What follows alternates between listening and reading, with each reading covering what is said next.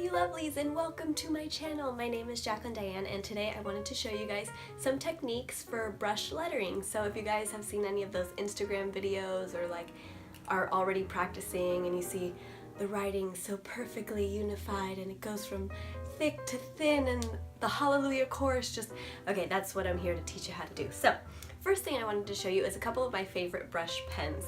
So you can see them here. The first one you may have seen in a lot of posts, and it's a Tombow dual brush pen. It has a brush tip on one side and a bullet tip on the other side. These are really nice. They flex really well, and I'll let you know how flexibility kind of plays a role in writing letters in a little bit. The second one is a faber-castell artist pen. Also a brush marker. Make sure to get the brush one because this only has one side and it is a brush tip. It's a little bit smaller than the Tombow, so it won't have as much of a variation between your thin and thick lines, but it's still really nice. I find that the sturdier pens are a little bit easier to use for beginners, even though it doesn't give such a wide range of motion. My third one is my most favorite pen, and it's actually pretty cheap. You can find it at Michael's and a bunch of, even online. A lot of these pens you can find on Amazon, or if you go to your local art store, they usually have a pad out and you can actually try the pens. But this is a Pentel sign pen, and it actually is a flexible tip. They do have the same pen without a flexible tip, so make sure you're reading the label and get the flexible tip pen. So I would like to show you a couple tips and tricks, so here goes. One thing I want to talk about quickly before we start is paper quality. These pens are typically going through a lot, getting pushed around on your paper, so the rougher the paper surface, the faster they'll fray and get ruined. They just don't write as well anymore. So to keep them nice and fresh, you can get marker paper, translucent marker paper. This is what I'm going to be using today. Another thing you can do is use any kind of very smooth surface paper, or tracing paper is another really good option. Now that we have our paper and our pens, the biggest difference between writing and brush lettering really is the angle in which you hold it and the pressure that you apply to the paper. So for example, when I write with a pencil, I'm usually writing straight up and down. Nice messy handwriting. I'm usually holding the paper pretty perpendicular, or the pen pretty perpendicular to the paper. With a brush pen, you try and hold it a little farther up on the pen, that way you can get it angled to the paper. And then you're going hard, lift, hard, lift, hard, lift, boop. And then you've got yourself some thick and thin lines. Now the reason why I say that the smaller, stiffer pens are easier to work with for beginners is because the huge variance that a thicker tip provides makes for a shaky, thin line. So on that upstroke, you're trying to make them all thin connecting lines. So here's your thick downstroke, upstroke is thin, downstroke is thick, boop. Another thing to prevent kind of this shaky upstroke here, as you're writing, you kind of need to move your hand along the paper, so don't be afraid to let go of your tip and put it back down. Also, like I said, if you have a thicker pen, you're going to want to write a little bit bigger, because if you try to write really small, that means you have to control it that much more.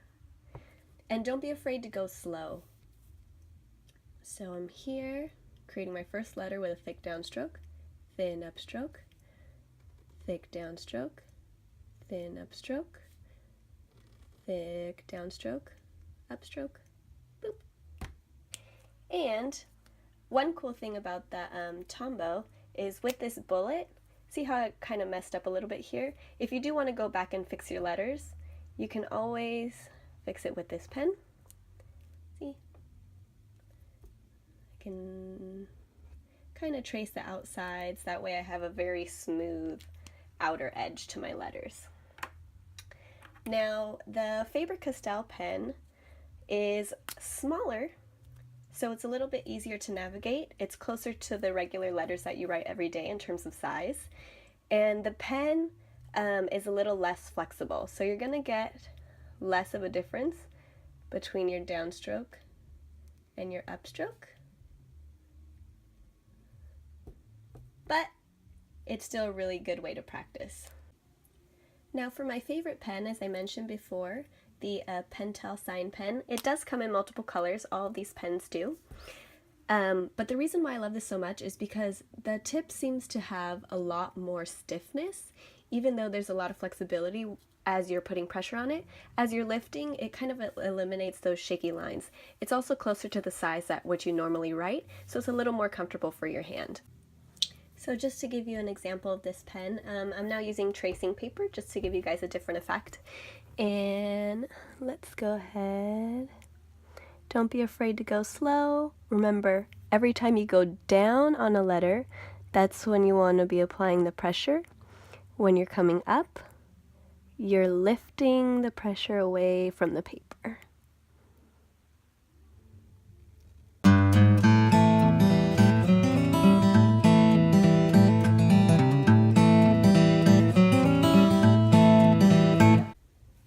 And there you go.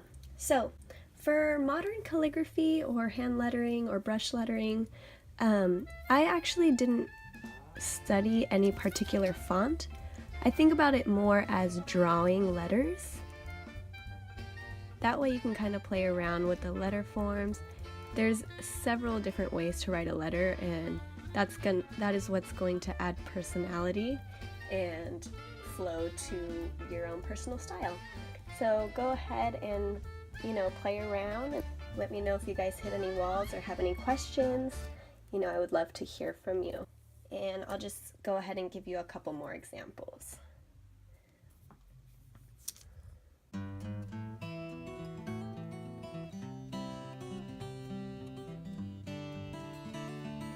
Don't be afraid to go back and fix things.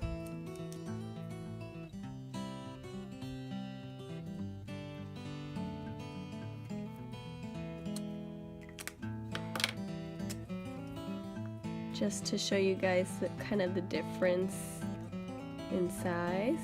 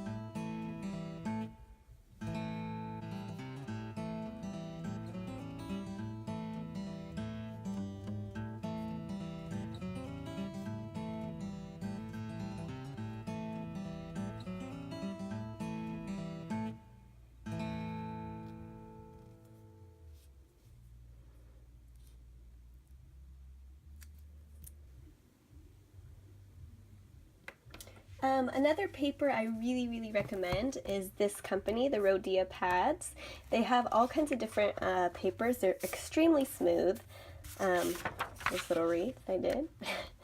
But they're super smooth, great for practice, and they also have gridded and dot pads so you can practice the different sizes of your letters. I just want to say thank you so much for hanging out with me today, and I really hope you found some helpful tips in this video. Please leave comments below saying any other questions you might have or any other tutorials you might want me to do. Please also check out my Instagram and my website for further projects and further examples, and don't forget to motivate, inspire, and empower one another. Have an awesome day.